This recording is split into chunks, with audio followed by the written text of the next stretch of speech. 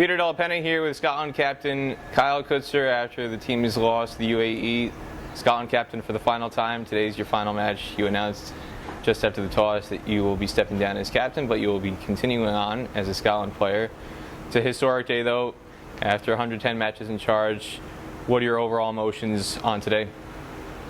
Yeah, I guess, you know, there's a bit of sadness there because that phase is over, but extreme pride and honour to have been able to do it for that many games and experience a lot of really good highs over the years. So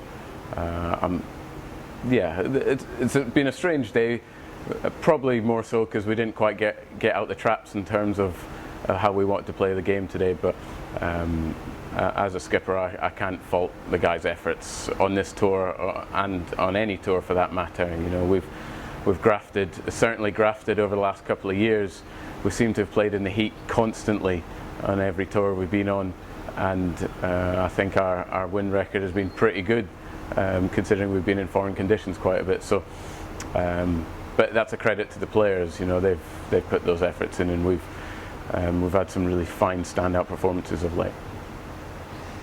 Speaking of fine stand-up performances, in the loss, there was a stand-up performance with the ball by somebody who's listed as a right-arm medium fast bowler on Cricket Info. Yourself, you took your second career ODI wicket, and it was around 11:20 p.m.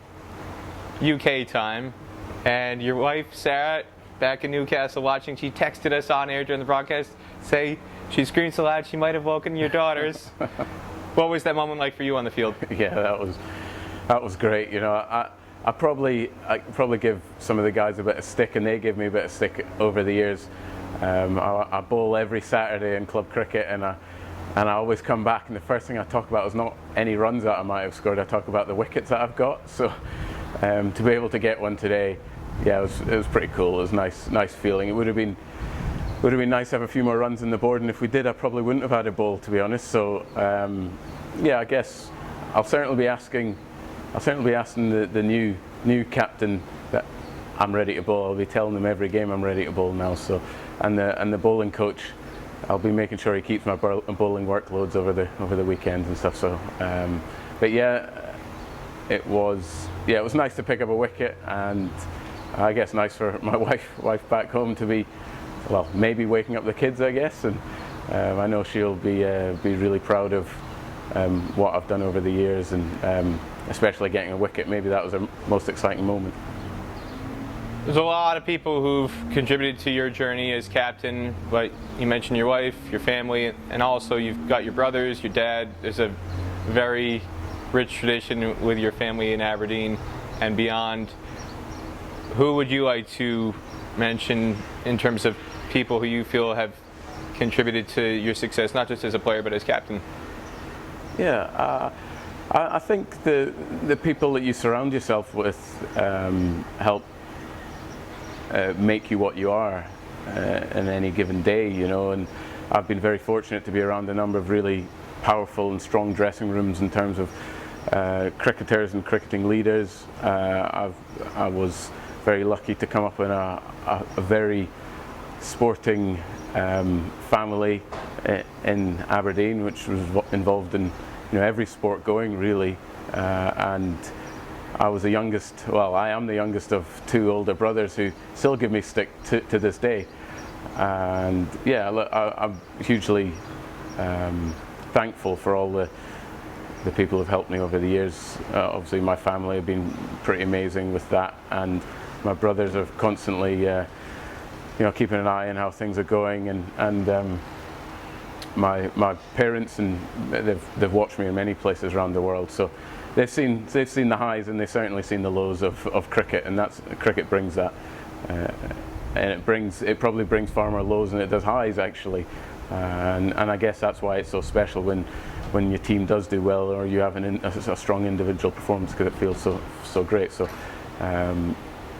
I can't go without mentioning, you know, the current staff as well, who have helped me through quite a tricky time, I guess, around, you know, there being COVID and lockdowns and all that, and a great World Cup into a challenging World Cup and many things like that. So I can't thank them enough, and all past coaches. You know, going back to Peter Steindl when I had my first stint as captain, and then on to Grant Bradburn, who put his faith in me to lead the side again.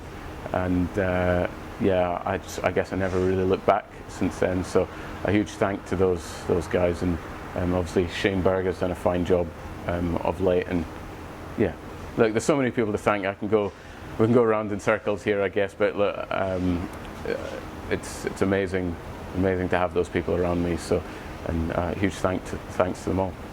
Your second stint as captain is where some of Scotland's greatest successes have been. If there's one moment in particular that you would pick out, or one tournament that you would pick out as the most memorable moment for you that you look on fondly as captain, what would it be?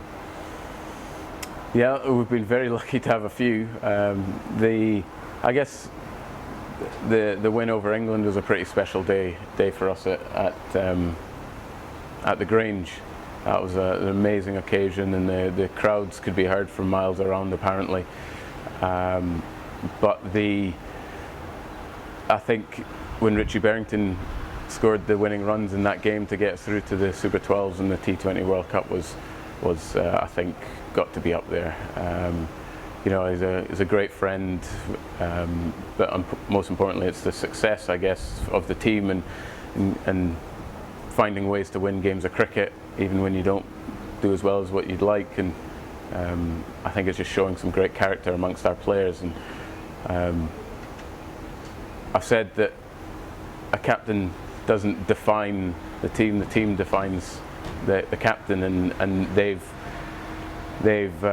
managed to show me in a really good light over these last few years, and hopefully I've played a part in progressing cricket in Scotland, and hopefully growing the understanding of associate cricket around the world. You know, it's something I'm very passionate about, and being in that position that I was, and I wanted to make sure people could hear about associate cricket and hear the challenges that are there, and actually hear about the developments that are being made.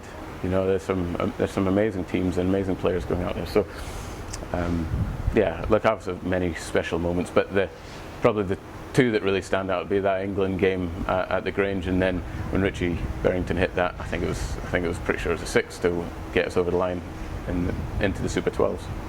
Scotland's first ODI tour of the USA is also obviously your last tour as captain here in the USA. What are you going to remember most about this tour? The heat.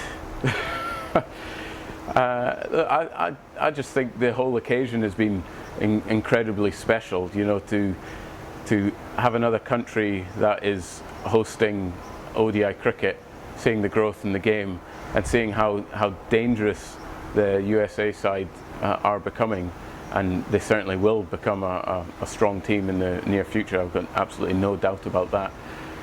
It's just a huge credit to everyone here who's managed to pull that off. So yeah, I would say the growth of the game has been the most positive thing out of this trip. Like we won 2 from 4 in an ideal world. We would have liked to taken an extra win home with us, but it wasn't to be today. We didn't turn up, but that's for the next captain to deal with. You're 38 now. You'll be 40 by the time USA hosts the 2024 T20 World Cup. Are you going to come back here and visit USA again in 2 years' time? Well, what I will say is I still hope I've got some miles in my legs. I think I've shown that to the bowling coach today. But yes, I've loved every minute of it out here in Houston, and I would love to spend a bit more time out here, if I'm being honest. I think it just brings excitement to the game of cricket, and yeah, let's hope that we can do everything we can, and we'll see what comes next. Anything else you want to say about today? Just credit to Ahmed and his boys, really. They've been grafting away. You know, they haven't maybe got the results they wanted, but they put in a fine performance today. They bounced back, and yeah, just thank everyone for all their efforts, really, since we've been here, and I'm expecting some exciting things from Scottish cricket as well when we head home. You know, we've got a couple of series at home now. We've played so many games away in recent times. It'll be nice to play some cricket at home. Now that you've got half of a Player of the Match trophy to take home, you've got a little bit of extra space in your suitcase. What's the number one item you've got from Texas that you're looking forward to bring back home to your family? Oh, I did a bit of shopping for my wife the other day, so yeah, I'll be looking forward to giving her a few gifts. Kyle Coetzer, thank you so much. Thanks, Pete.